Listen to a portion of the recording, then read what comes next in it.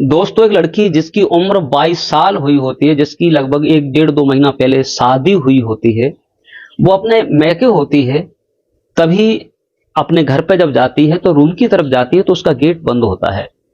Gate बंद होता है, वहां खड़ी होती है तो उस रूम से कुछ अजीब आवाजें आ रही थी। अजीब आवाजें आ रही थी तो लड़की उस गेट पे खड़ी हो जाती है, आवाज सुनने लगती है। उसे कुछ ऐसा एहसास होता है कि इसके अंदर कोई है। तभी वो विंडो की तरफ जाती है और विंडो से जब झांक कर देखती है दोस्तों, तो उस लड़की के रोंगटे खड़े हो जाते हैं, पैरों तले जमीन खिसक जाती है। उसमें क्या देखती है कि उसकी माँ होती है और उस लड़की का ससुर होता है। दूसरे दोनों ही लोग आपत्तिजनक हालत में होते हैं और दोनों ही निर्वस्त्र होते हैं। जब लड़की देखती है तो उसके रोंगटे खड़े हो जाते हैं और वो एक तरफ जाकर बैठ जाती है। दोस्तों आगे इस कहानी में क्या होता है, आइए इस कहानी को सुनाने से पहले आपसे वही एक रिक्वेस्ट है, अगर हमारे चैनल पर नए हैं तो चैनल को सब्सक्राइब करें, वीडियो को लाइक करें। दोस्तों ये कहानी है उत्तर प्रदेश का एक शहर है फतेहपुर की कहानी है। दोस्तों फतेहपुर में अभी 11 मई को एक लड़की जिसका नाम होता है मीना की शादी होती है मोहन से। और फतेहपुर की ये लड़की होती है और सी करीम इसकी शादी हो जाती है।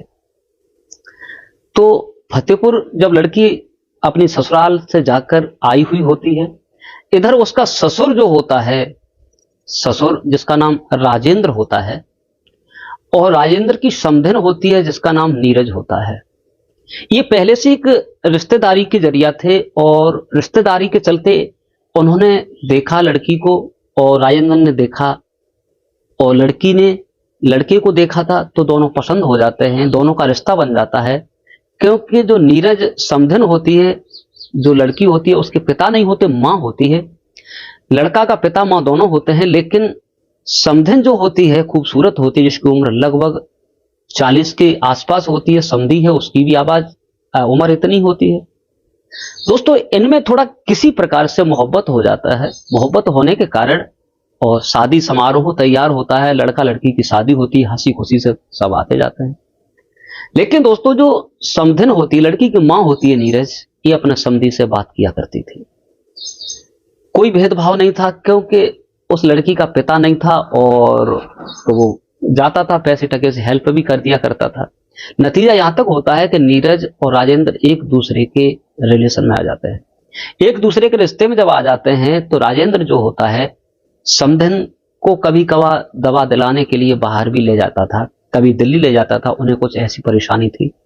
इसके चलते ये दोनों होटल में रुका करते थे। होटल में 2-2 3-3 दिन ये दवा के बहाने चले जाते थे और दोनों रिलेशन में आते थे, एक दूसरे के साथ संबंध बनाते थे, फिजिकल रिलेशन करते थे, मौज मस्ती खूब करते थे। यहां तक था कि ये समधी और समधन दोनों ही आना जाना इधर उधर शुरू हो जाते हैं। लेकिन जब ज्यादा ऐसा होता है तो कोई न कोई उंगली तो उठाने ही लगता है।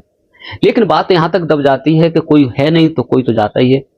तो अपने दामाद को नहीं लेकर के नीरज जाती थी और मीना जो होती है उसका पति मोहन होता है। लड़का अपनी जॉब करता था तो अपनी पत्नी को साथ ले जाता था। लेकिन मीना की जो माँ होती है नीरज, उसे कुछ ऐसी परेशानी थी, बीमारी या बहाना, तो उन्हें लेकर के जो मोहन के पिता, जो मीना के ससुर, और दवा दिलाने के लिए मीना की माँ को ले जाते थे। दोस्तों इसी के चलते दोनों में प्रेम मोहब्बत हो जाती है। यहां तक होता है कि एक दूसरे के संबंध में अच्छी तरीका से आ जाते हैं।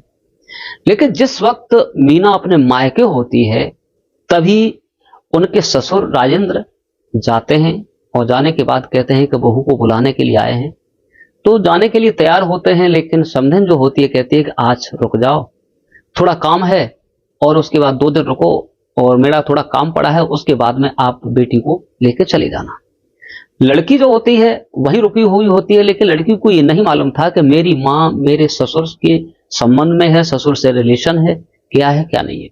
दोस्तों मीना किसी काम से घर से बाहर गई हुई होती है, पड़ोस में कहीं शादी समारोह होता है या किसी का रेस्टोरेंट होता है।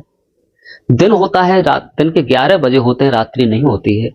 तभी समधी समधनी एक रूम के अंदर चले जाते हैं, काफी देर तक रोमांस करते हैं और संबंध बनाने की तैयारी करने लगते हैं। इसी के चलते जो मीना होती है वो इत्तेफाक से गई तो 2 घंटे के लिए, लेकिन वो जल्दी आ जाती है। जल्दी आती है, बाहर का गेट खुला था, एक रूम था उसका गेट बंद था और सारे खुले थे। तो उसमें देखती है कि कुछ अजीब सी आवाजें आ रही है। आवाज को जब सुनती है तो खड़ी हो जाती है, अपनी माँ की इधर उधर देखती है, माँ नहीं है। आवाज ऐसी होती है कि वो पहचान लेती है। इसके बाद दोस्तों मीना जब विंडो से देखती है झांक करके, तो उसके पैरों तले जमीन खिसक जाती, आंखें फटी की फटी रह जाती है। उसकी माँ के शरीर पर भी एक कपड़ा नहीं था, उसके ससुर के राजेंद्र के तन पर भी एक कपड़ा नहीं था, दोनों संबंध में आ रहे थे।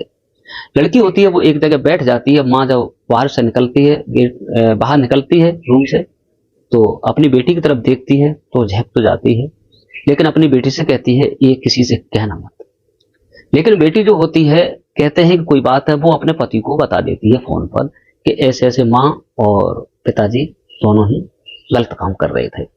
दोस्तों वो लड़का कहता है कि हुआ वो हो गया, किसी से मत कहना। लेकिन दोस्तों हद तो तब हो जाती है जब एक दिन वो खुलेआम जब अपनी बहू को लेकर अपने घर पर छोड़ देते हैं, उसके बाद फिर तीसरे दिन आ जाते हैं।